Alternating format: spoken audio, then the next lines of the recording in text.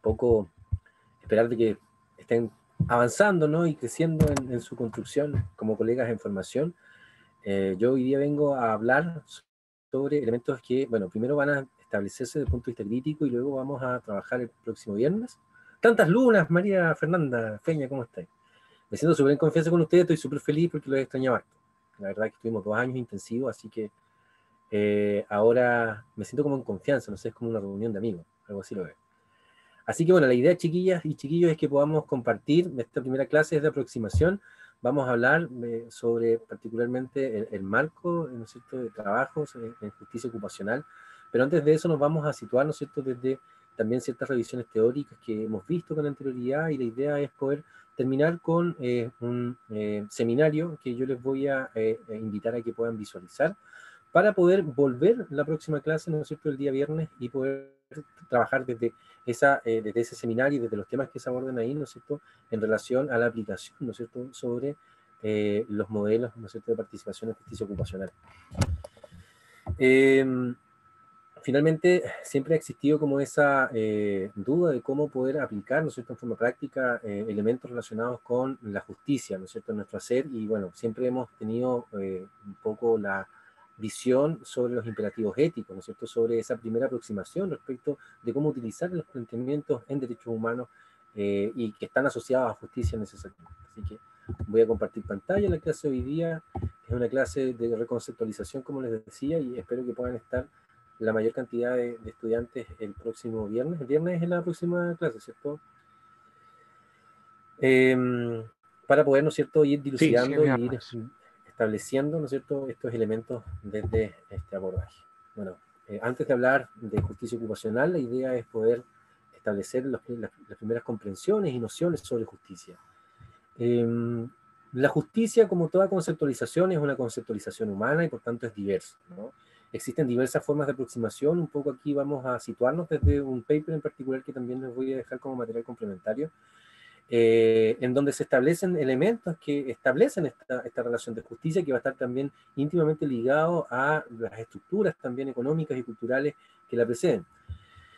Así podemos entender, ¿no es cierto?, conceptos de justicia vistos desde una aproximación de equidad, de Rawls, que es un poco el padre de la justicia social, uno de los pensadores, ¿no es cierto?, de mayor renombre, en donde aspectos vistos precisamente como la redistribución de recursos, el fortalecimiento de la institucionalidad y particularmente la intromisión, ¿no es cierto?, del Estado, ¿no es cierto?, para favorecer precisamente formas de justicia en la sociedad que aporten al desarrollo, están vistas particularmente desde Rawls. Hay otros enfoques, ¿no es cierto?, que están más como desde una noción más capitalista liberal, que tiene que ver con enfoques capacitistas o enfoques utilitaristas, ¿no?, o de la libertad, ligadas principalmente como desde esta noción de consecución de objetivos, de la posibilidad de poder plantear la vida que quiero en el contexto que quiero y que deseo, ¿no? Que se dan principalmente desde esa noción, ¿no es cierto?, de individuo y de individuo libre, ¿no?, en esta capacidad de elegir que tengo. Y desde el capaciticismo o utilitarismo, enfocado principalmente desde una noción vista desde la oportunidad, ¿no?, que es un poco también la noción que está a la base de los derechos humanos. De la falta de oportunidades y la aproximación de oportunidades para poder desenvolverme de manera adecuada en un contexto en específico. Hay otros elementos, ¿no es cierto?, que están dados en estas nociones de justicia y que tienen que ver también con los principios de asignación de derechos y deberes en las instituciones básicas de la sociedad. No sé si ustedes han escuchado hablar como esta lógica, siempre que hablan mucho de derechos pero poco de deberes, ¿no?, que es algo medio tautológico, que se explica a sí mismo. Cuando uno habla de derecho, inherentemente también está hablando de los deberes. No existe el derecho sin el deber. Por tanto, cuando alguien habla como de esta lógica, como, hay tanto derecho, ¿y qué pasa con los deberes? No, hay un error conceptual respecto a eso. Siempre los derechos conllevan deberes, ¿no es cierto? ¿Y por qué? Porque es un principio, ¿no es cierto?, teórico, desde donde se constituyen los elementos y los principios de justicia. Muy común escucharlo, sí, claramente. Recuerden que ahí está el chat. Esto es como un live de meses de Instagram. Yo no tengo Instagram, pero participo en los lives, no teniendo Instagram. Entonces la idea es que por ahí podamos conversar también, ¿no? Y puedan ahí decir su opinión.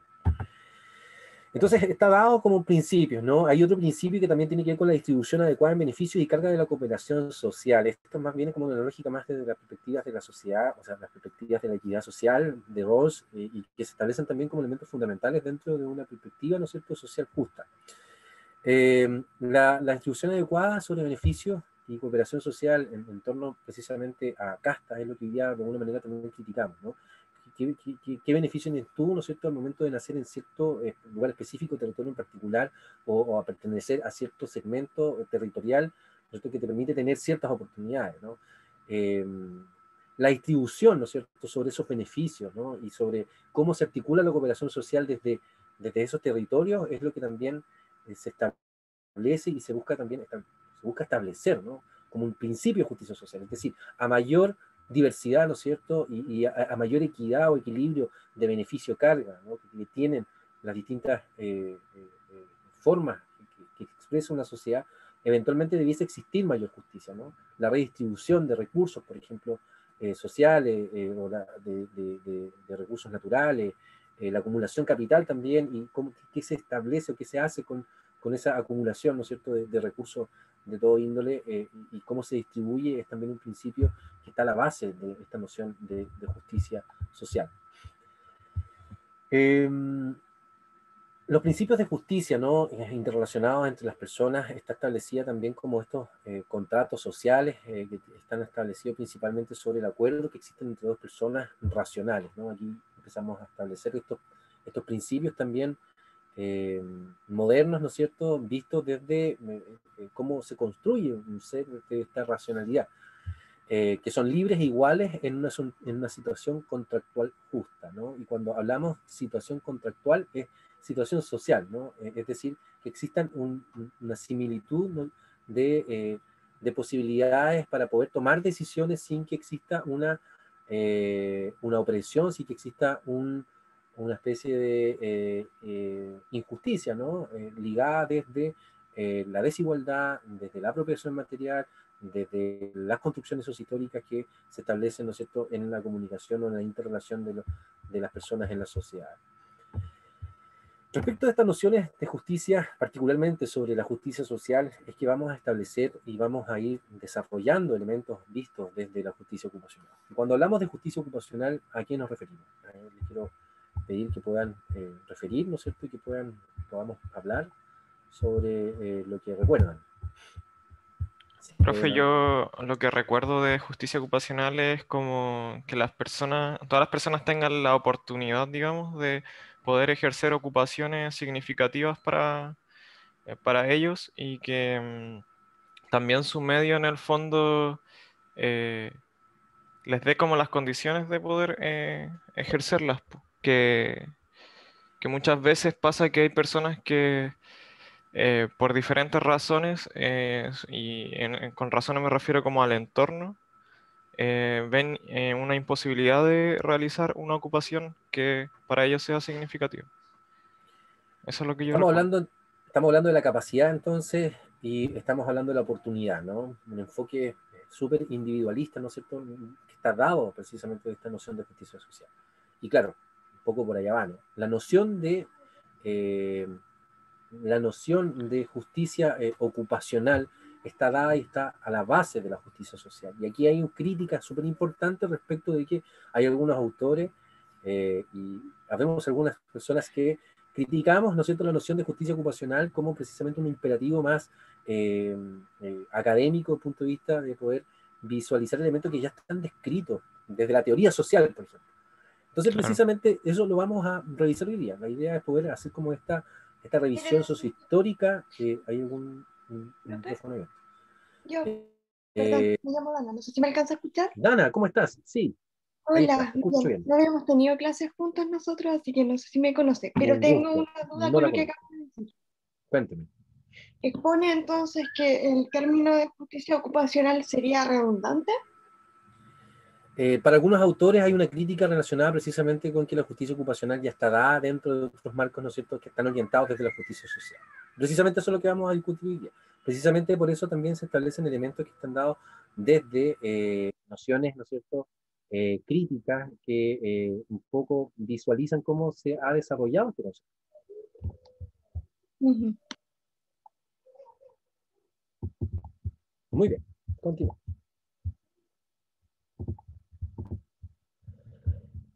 Bueno, ahora vamos a analizar, ¿no?, un recuadro que está visto en un paper que ustedes lo pueden encontrar, bueno, va a estar también dentro de material complementario que les voy a entregar, que es análisis del concepto de justicia ante la ocupacional, precisamente lo que estamos hablando, ¿no?, y que va a hacer, ¿no es cierto?, un análisis hasta el año 2015, y que no ha habido más contribuciones realmente desde ese elemento. Hay dos papers más, 2018-2019 de Duracek, que un poco hablan también sobre la génesis y integran esta crítica que se hace también en esta misma publicación en el año 2015. Aquí podemos visualizar, ¿no es cierto?, cómo es que las nociones de justicia, ¿no es cierto?, se desarrollan a lo largo de la historia de la terapia ocupacional. Hablamos que en el año 2000, ¿no es cierto?, tenemos las primeras aproximaciones sobre justicia social y justicia ocupacional, dadas precisamente de estos enfoques que se integran, ¿no? Aquí hay enfoques que están dadas desde los aspectos más utilitaristas y de la libertad, es decir, desde Amartya Sen, enfocada desde una noción, ¿no es cierto?, de la falta de oportunidad que está a la base precisamente de un poco la definición de justicia ocupacional. Definiciones y relaciones entre justicia social y justicia ocupacional, importancia de la ocupación en términos de justicia, ¿no? Aporte práctico aquí no existe porque es una aproximación reflexiva respecto de cómo vamos configurando una conceptualización respecto a lo que va a significar a posterior la justicia ocupacional. En 2004 ya Townsend y Wilcox, ¿no es cierto?, establecen los conceptos de ocupación, justicia y práctica centrada en el cliente. Designan los casos de injusticia ocupacional y derechos ocupacionales. Este es un hito importante, como recordamos, ¿no es cierto? Los derechos ocupacionales vienen a materializar principalmente formas de injusticia ocupacional que se representan, ¿no es cierto?, en los distintos contextos y territorios que se analizan, particularmente situados desde las aproximaciones de Sudáfrica, desde aproximaciones dadas también de sistemas, ¿no es cierto?, y sociedades limitativas, ¿no es cierto?, que están en vulneración, que están en estados de guerra, particularmente hay aproximaciones de esta reflexión de terapeutas que trabajan en el Líbano, en Medio Oriente. Por tanto, se da una descripción de los derechos ocupacionales que están a la base de formas de injusticia. El aporte práctico se propone la propia voz de los terapeutas en torno al aporte teórico brindado por el artículo, ¿no? Es un poco lo que le comentaba. Hay una descripción tácita sobre las experiencias de injusticia que presencian distintos autores o distintos terapeutas ocupacionales en el mundo. En guerras en Medio Oriente, en África, pero no existe, por ejemplo, una noción desde ese punto de vista a nivel latinoamericano.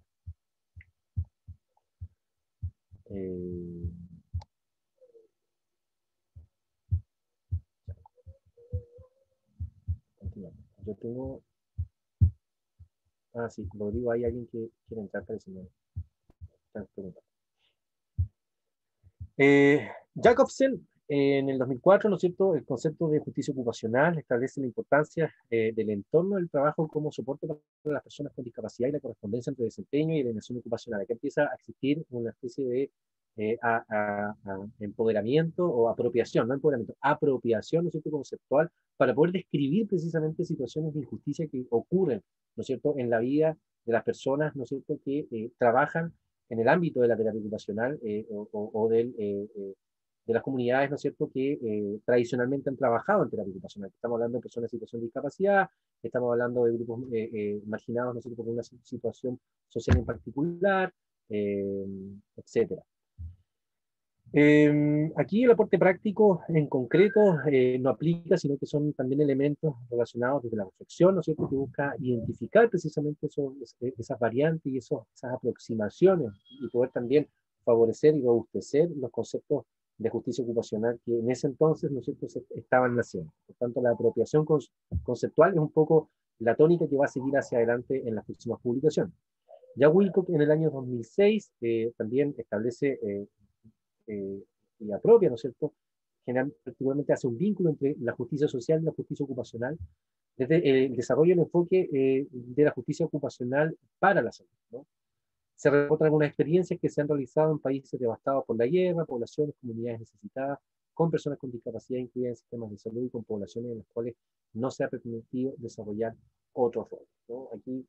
Aquí un poco el enfoque utilitarista o capacitista, el enfoque de oportunidad se permea y se robustece a partir, ¿no es cierto?, de la noción que establece Wilke en esta aproximación.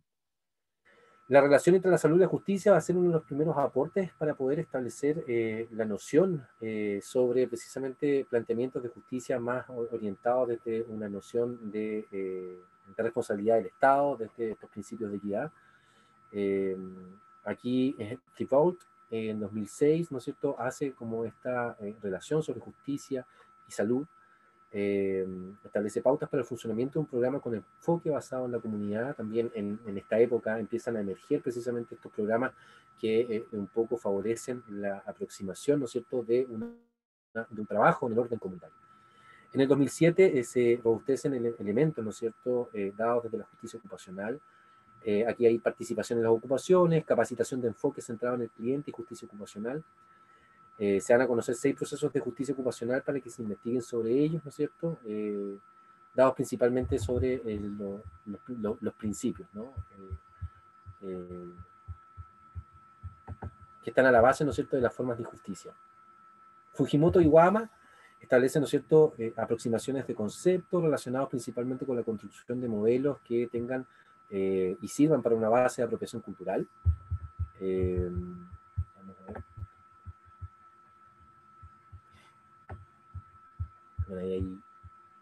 Bueno, vamos a ver al final los comentarios. Vamos a seguir.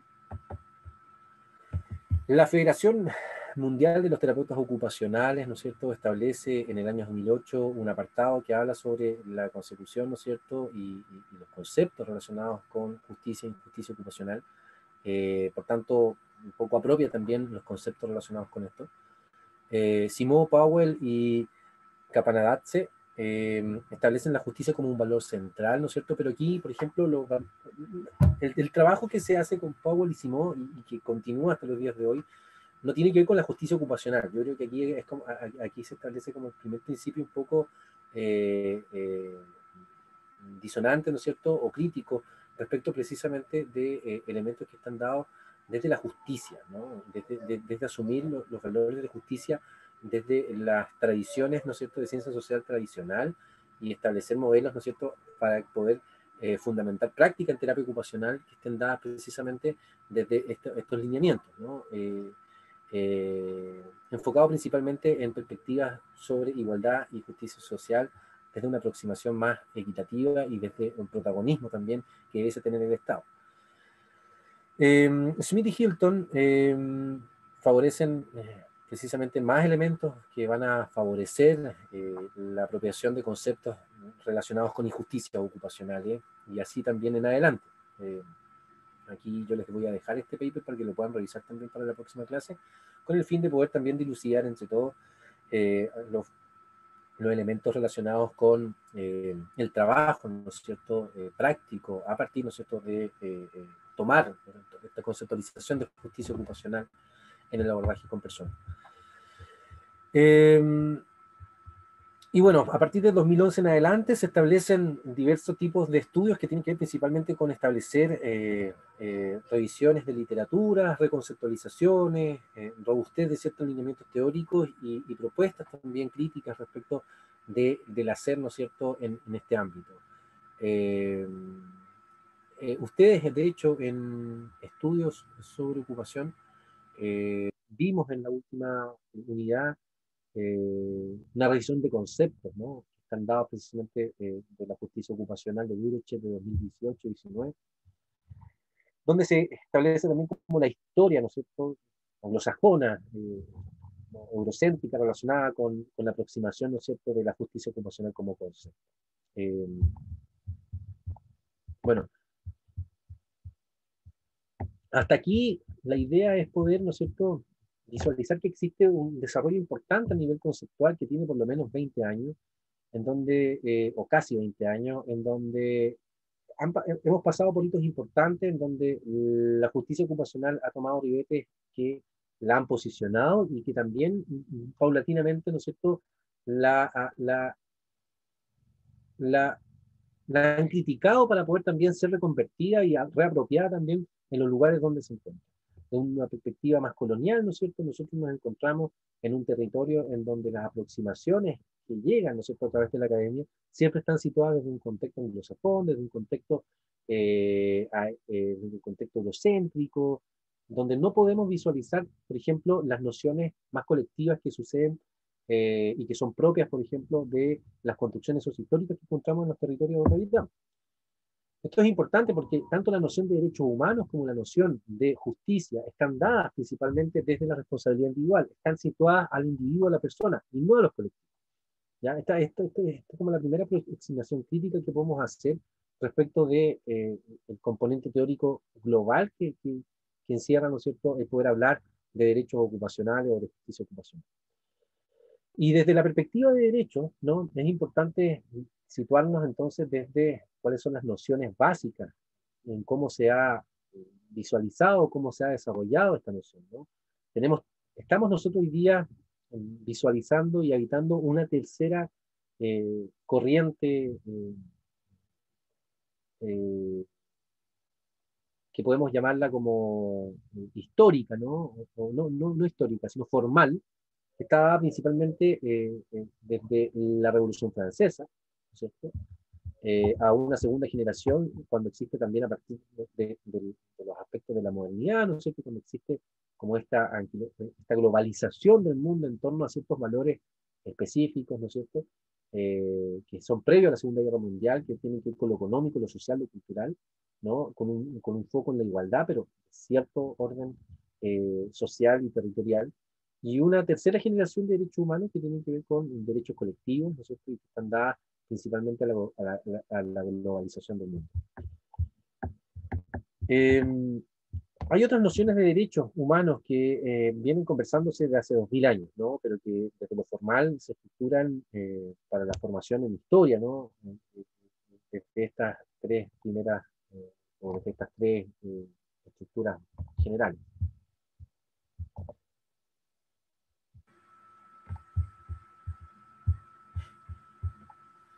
Muy bien. Bueno, y los argumentos relacionados con la terapia ocupacional y sobre también esta posición sobre los derechos humanos tiene que ver con la declaración sobre la posición sobre los derechos humanos de la Federación Mundial de Terapia Ocupacional, ¿no es cierto?, que se establece que finalmente nosotros tenemos que favorecer un trabajo en torno a los elementos, ¿no es cierto?, dados de igualdad, de libertad, ¿no es cierto?, y proporcionar precisamente la oportunidad de poder desempeñar ocupaciones o participación en ocupaciones significativas para el desarrollo de las personas. Es decir, existe una relación hoy día de el derecho a la salud y la ocupación que está imbricada precisamente en estas conceptualizaciones de justicia ocupacional. Sin embargo, existen también un importante desarrollo relacionado con lo que hoy día visualizamos a nivel latinoamericano, ¿no? Citando a Galego, comprender la exclusión al acceso a derechos humanos de personas con las que trabajamos es importante y está situada en el marco, por ejemplo, del origen de la terapia ocupacional social. Citando a Frank Cronenberg, las personas, ¿no es cierto?, y como desde estas epistemologías del sur, las personas no nacemos con derechos humanos, nos hacemos los derechos humanos, ¿no? Un poco invitando a la conciencia activa y a la participación ciudadana en el empoderamiento, ¿no?, sobre lo que debemos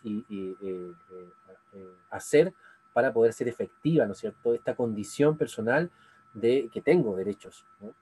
Entonces, a nivel latinoamericano existe una influencia, ¿no es cierto?, en la estructura social, ideológica, cultural y microfísica del poder, ¿no?, de la disciplina y del control social. Existe una manera también de poder reorganizar las estructuras y de poder también invisibilizar estas injusticias que ocurren día a día. Para eso, ¿no es cierto?, existen formas y dispositivos en donde tanto la salud, la economía, la cultura juegan un papel fundamental. ¿Cómo se cruzan estos elementos, por ejemplo, desde el punto de vista transcultural también, sobre las nociones de salud o ocupación, ¿no? ¿Cómo vamos a trabajar, ¿no?, desde esta perspectiva? Bueno, hay altos autores a nivel latinoamericano que un poco entregan luces respecto de cómo debemos acercarnos y aproximarnos desde perspectivas de derecho, un poco de construyendo nuestras formas que están dadas también de nociones de conocimiento que se sitúan en nuestro contexto histórico en particular.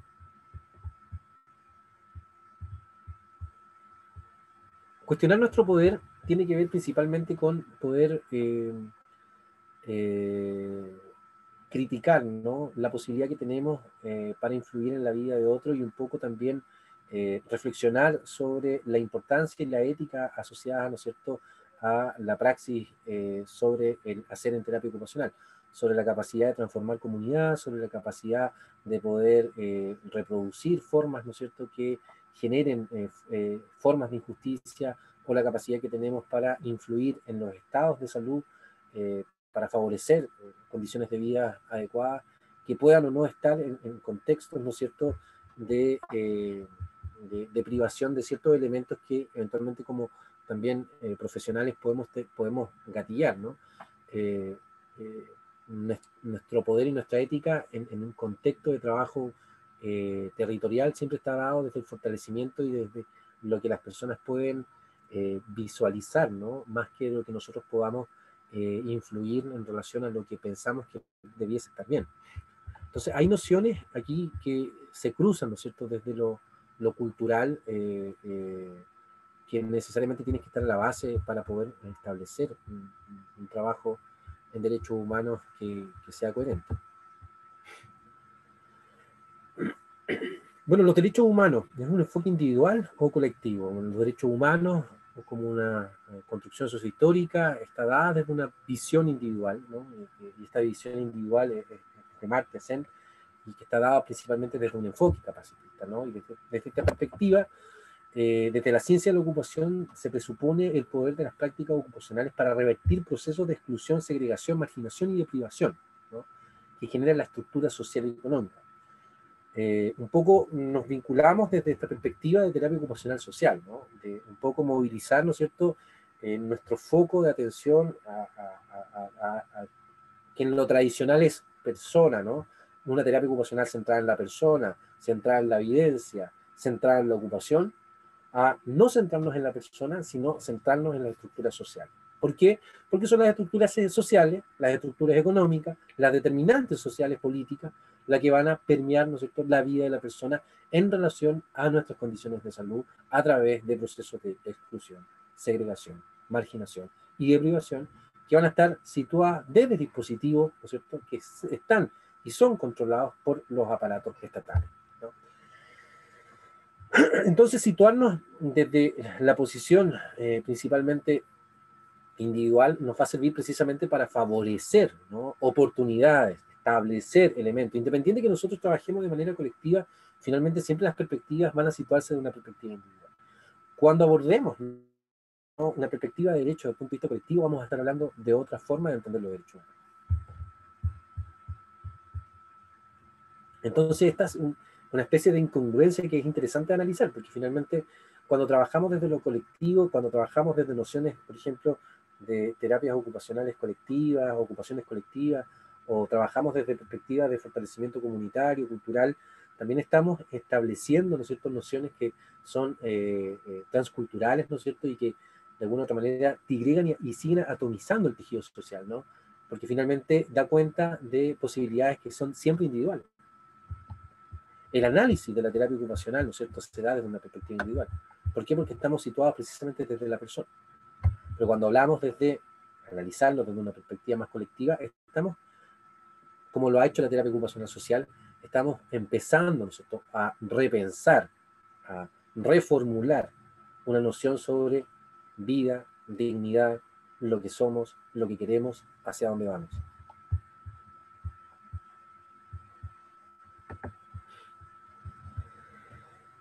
Sobre los derechos ocupacionales, bueno, el derecho de todas las personas a involucrarse en ocupaciones significativas que contribuyen positivamente a su propio bienestar y el bienestar de sus comunidades. Una reflexión, una caracterización de James en el año 2008 sobre, ¿no es cierto?, las formas en cómo se combaten, ¿no?, o a través de qué elementos teórico-conceptual podemos abordar las injusticias ocupacionales. ¿Cuáles son las injusticias ocupacionales? A ver quién la escribe primero. Vamos de a una, no sé.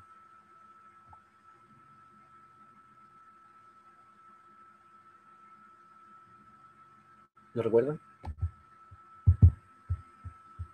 Desequilibrio ocupacional es una. Apartheid ocupacional, ¿ya? ¿Cuál más?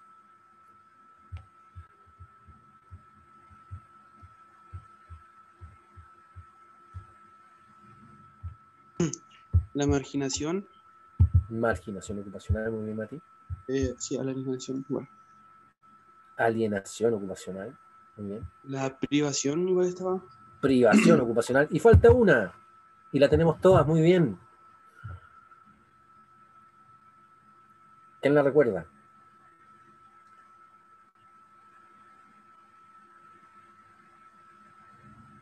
Uh, No. Siempre nos olvidamos de eso, ¿no? Nicolás la debe saber. Nicolás trabajó sobre ese concepto, recuerdo, en un seminario. Bueno, la memoria es frágil con tanta materia, ¿no? Estamos hablando de la dislocación ocupacional, que es un concepto también que se incorpora en el año 2007 aproximadamente. Ah, profe, lo tenía en la punta de la lengua, pero no me podía acordar. Yo la vi, de su foto ahí la vi, así que muy bien. Entonces, estas formas de injusticia es importante porque la noción de derecho nace a partir de la injusticia, y siempre es así. Los derechos no nacen porque vivimos bien, sino que los derechos como noción y conceptualización nacen porque existen formas que nos hacen daño, ¿no? Entonces siempre es importante entender ante el derecho que existe una forma de injusticia, ¿no? Cuando nos planteamos que existe un derecho es porque algo está mal. Cuando hablamos de derechos ocupacionales, cuando hablamos de derechos humanos es porque hay una negación del ser humano o hay una acción de sufrimiento en algún lugar donde nos estamos inmiscuyendo, ¿no? O porque estamos pensando precisamente formas que no están caracterizadas y que queremos aportar desde otros elementos teóricos. Entonces es importante siempre tener claro cuáles son las formas de injusticia ocupacional cuando hablamos de derechos ocupacionales. Está como una pequeña revisión para el viernes, porque el viernes la verdad es que la idea es que sea una clase teórico-práctica, invito a que puedan llegar ojalá los que más puedan, y si no, bueno, la idea es poder también hacer después la grabación para que puedan quedar, pero va a tener igual un componente práctico importante. Profe, disculpe, yo llegué un poco más atrasada, entonces acabo de generarme una duda con lo que dijo. A ver, ¿Por qué teórico-práctica? ¿Qué vamos a hacer ahí?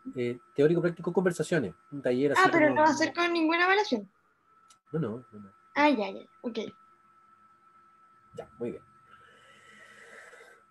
Bueno, hacer una justicia ocupacional coherente, ¿no? Aquí principalmente vamos a dar, ¿no es cierto? Y vamos a favorecer, creo yo, la importancia de la equidad, ¿no? Y las perspectivas contemporáneas de justicia ocupacional, así también lo establecen, sobre la equidad de oportunidades, ¿no? Hay una mixtura entonces sobre esta noción de justicia social que hoy día un poco confluye en lo que es la justicia ocupacional, es decir, un híbrido, ¿no es cierto?, conceptual que toma partes, ¿no es cierto?, de esta noción más liberal, ¿no? Del individuo, que viene también de una perspectiva un poco más capitalista, más moderna, y otra, ¿no es cierto?, que es más crítica, más situada precisamente de lo social, en donde los aspectos de equidad tienen también una importancia importante, o sea, es importante, ¿no?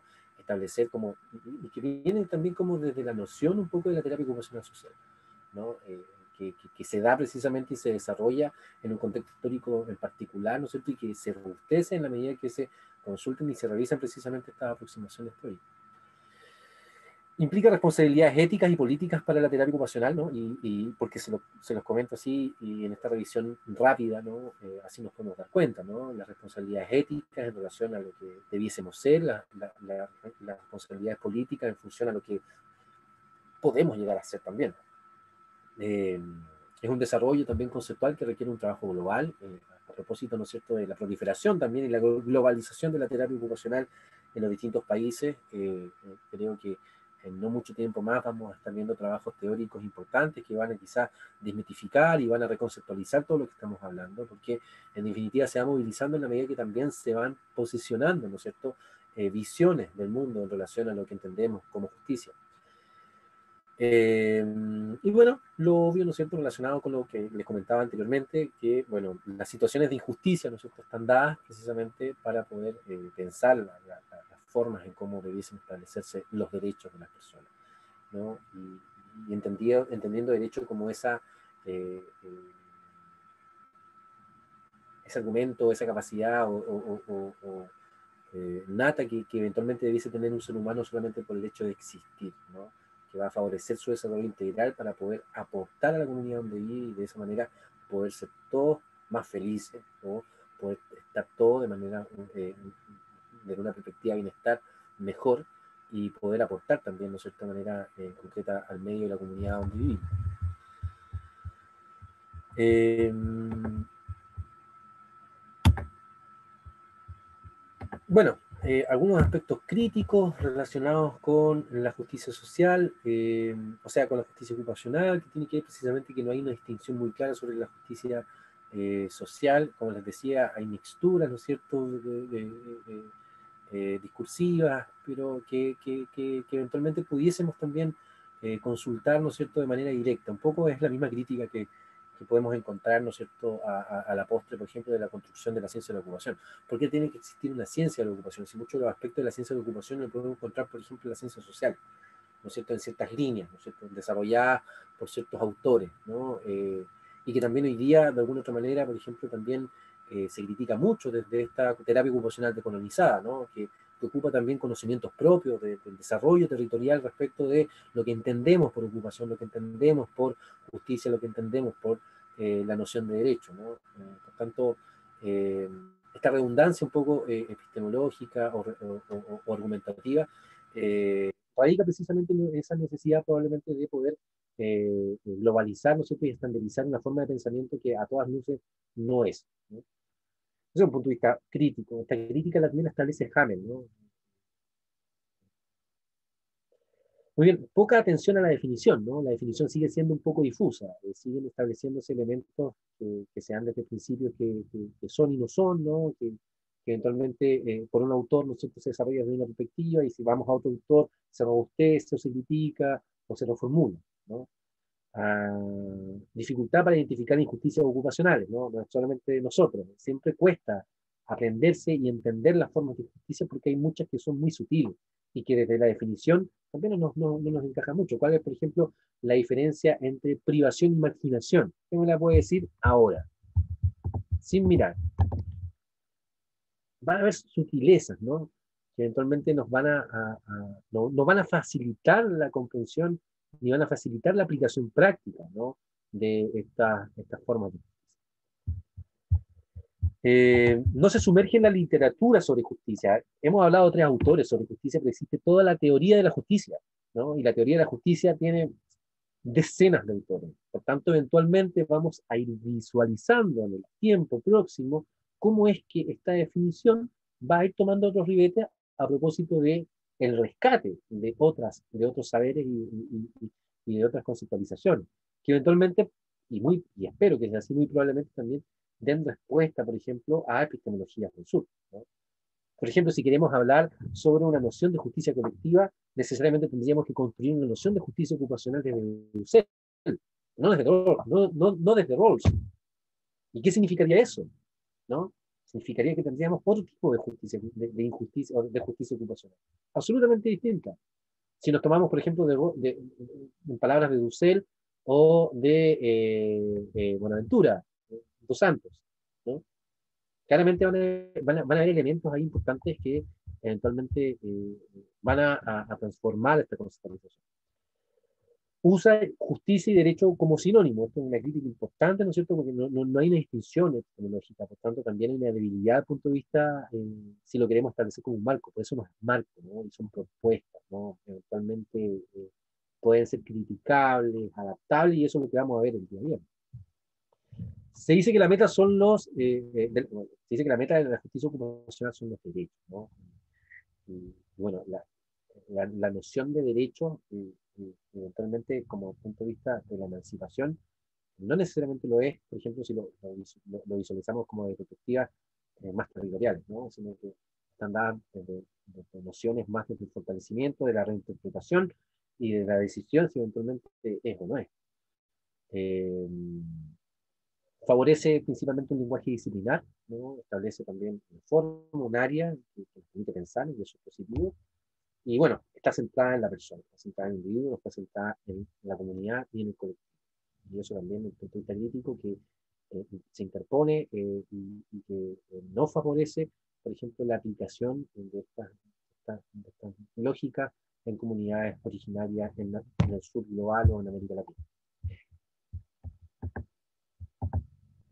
Así que eso, a grandes rasgos, chiquillas y chiquillos, esa es la clase que vengo a entregar hoy día, una clase cortita, que está también a la base un poco de lo que les quiero pedir que puedan visualizar para poder conversar. Le voy a enviar a su profesor el, el link, igual se los voy a poner acá, del seminario que por favor puedan visualizar. Dura 1 hora y tanto, entonces traten de verlo entre hoy día, mañana y el viernes. ¿Ya? Si es que todavía no lo pueden terminar de ver, podemos dar un par de minutos antes de iniciar la clase. Déjenme buscarlo, se los entrego y acá. Así que bueno, a preguntas, a comentarios, ahí abierto a todo lo que puedan decir ahora.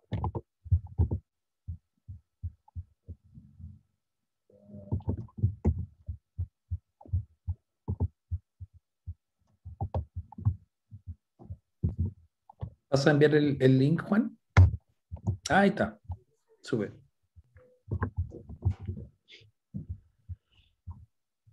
Así que eso, ya tendremos tiempo para conversar ya el día viernes.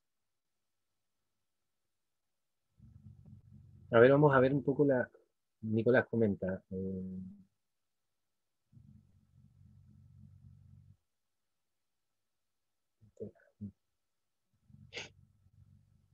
Así que eso, no sé, algún pensamiento, ¿qué opinan? ¿Qué hace Mati ahí? No tiene dudas. Espero que haya quedado claro, ¿no es cierto? Esta revisión es una aproximación mucho más concreta respecto de lo Me que ha habría, sido eso. me habría la duda entre la diferencia entre marginación y privación. Tengo que volver a buscarlo porque la verdad es que la sutileza no la recuerdo quizás, Y eso es pero claro, y eso es un problema, ¿no? Porque Profe, claramente, adelante, Ana. yo tengo, no sé si es así, porque la verdad es que yo pasé esto hace bastante tiempo, pero tenía la sensación de que la marginación es como, por ejemplo, cuando una persona con distinta orientación sexual o con discapacidad es marginada totalmente de un rol social. Y la privación es cuando se priva de ocupaciones que son necesarias y se suplantan por otras, por ejemplo. Así estaría más o menos bien, ¿o no? La marginación claramente tiene que ver con estereotipos, con condiciones personales, y la privación tiene que ver con cuestiones asociadas a contexto social, ¿no? El Estado, a nivel territorial, por condiciones económicas, culturales en particular, ¿no? Pero que no tienen que ver con la persona, tienen que ver como con el colectivo.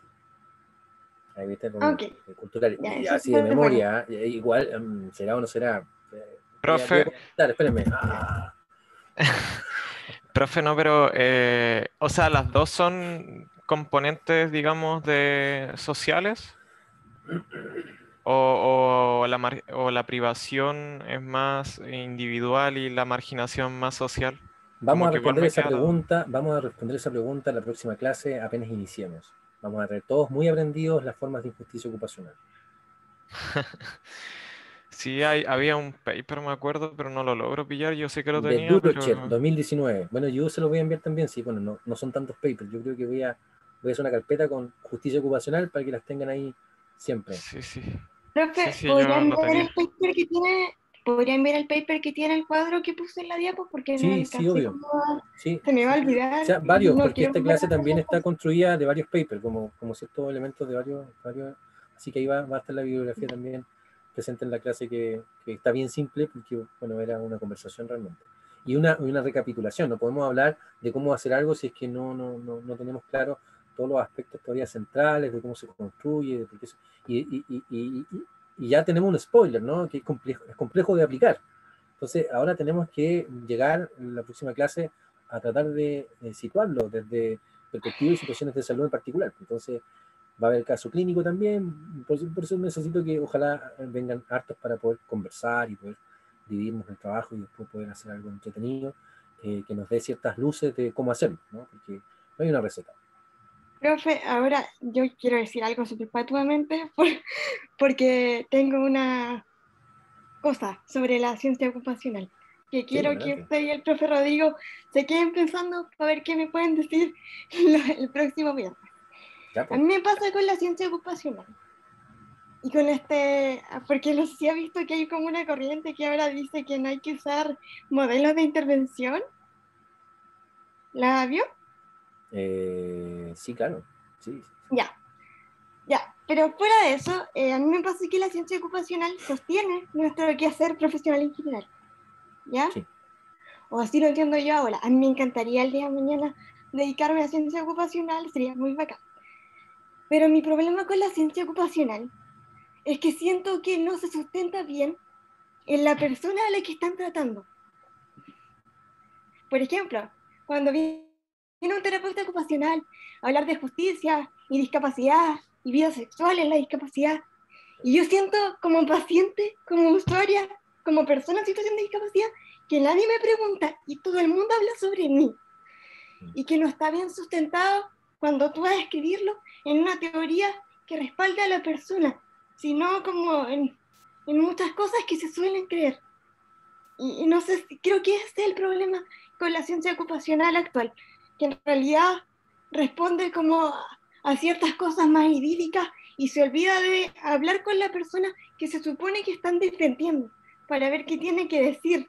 Ese es como mi, mi punto con la ciencia ocupacional. Cuando vienen a hablar como del terapeuta ocupacional en tiempos de guerra y posverdad, y creo que de repente el gremio tiende a tener una soberbia muy grande tratando de defender el quehacer de la carrera. Creo que eso nos perjudica. De hecho, creo que es una de las cosas que más me molesta del gremio en general, de la terapia ocupacional.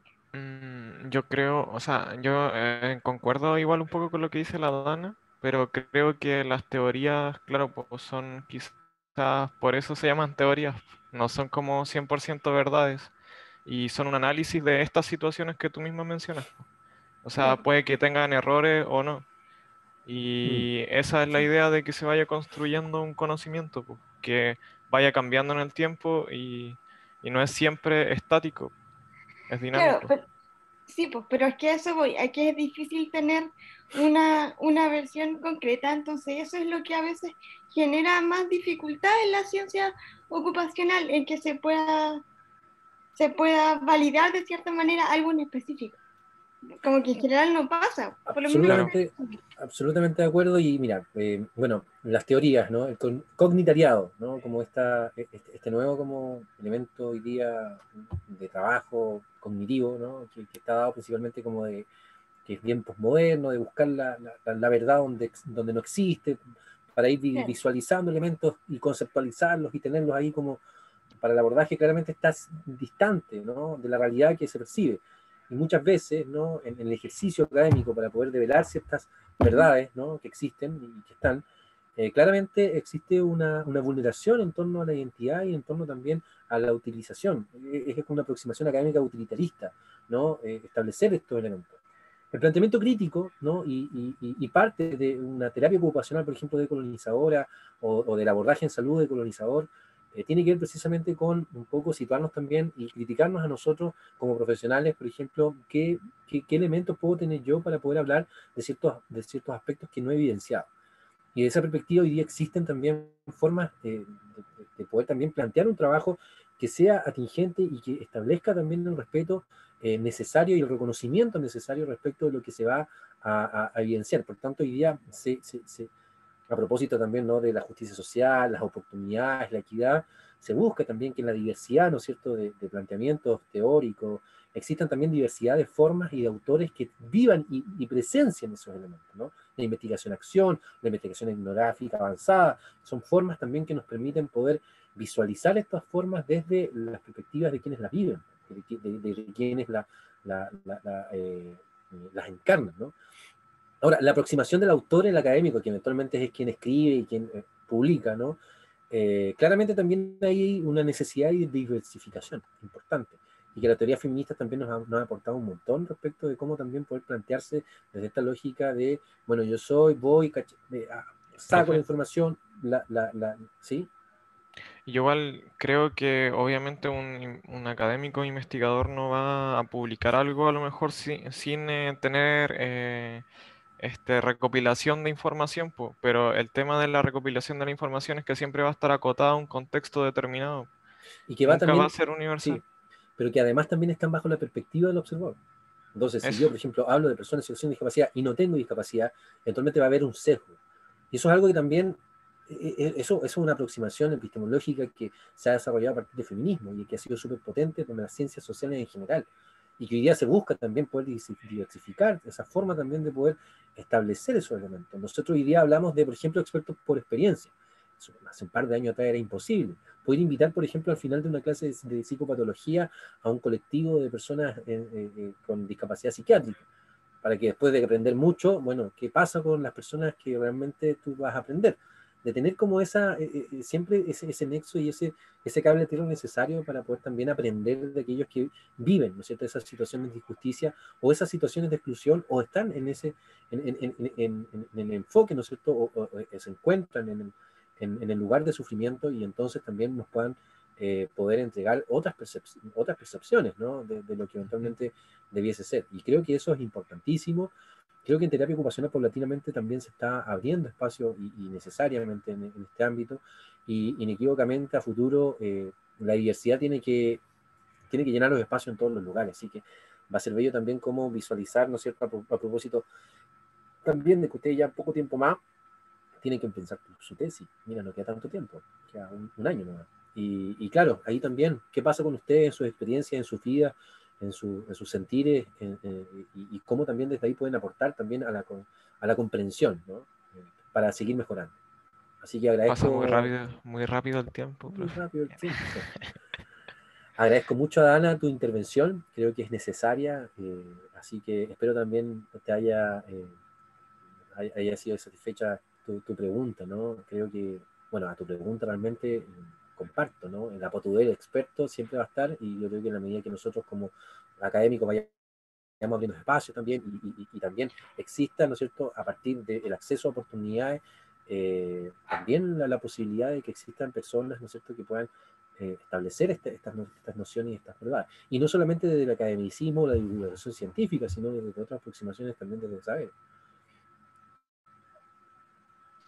Sí, yo igual creo que tiene razón lo que dice la Dana, que al final es algo que se repite y bueno, quizás a ella no la tocaba ahora, pero más adelante a lo mejor sí le va a tocar ser partícipe de algún estudio o algo, y que también a lo mejor ahí lo va a ver diferente, porque también siento que le pasa eso, porque quizás a ella nunca le han preguntado de nada, a mí tampoco, nunca me han preguntado de nada, de todas esas encuestas que se hacen, todas esas cuestiones que muestran en la televisión. Al final son un grupo muy acotado los que participan en esas cosas. Quiénes son, porque están ahí, claro, Sí, hay un pues. montón de interrogantes respecto a eso. Bueno, por eso también yo creo que plantear la experiencia como una expertise también disciplinaria y de conocimiento es también un cambio importante, ¿no? Yo trato de hacerlo siempre en las prácticas donde estoy, buscar gente que pueda como de alguna otra manera entregar esos elementos. Eh, Así que eso, esperar nomás en las próximas clases, cuando nos veamos en algún momento, en esa oportunidad también para poder conversar de personas con las personas, ¿no? Y no así a modo impersonal e inhumano. Así que agradezco, Dana, nuevamente tu intervención.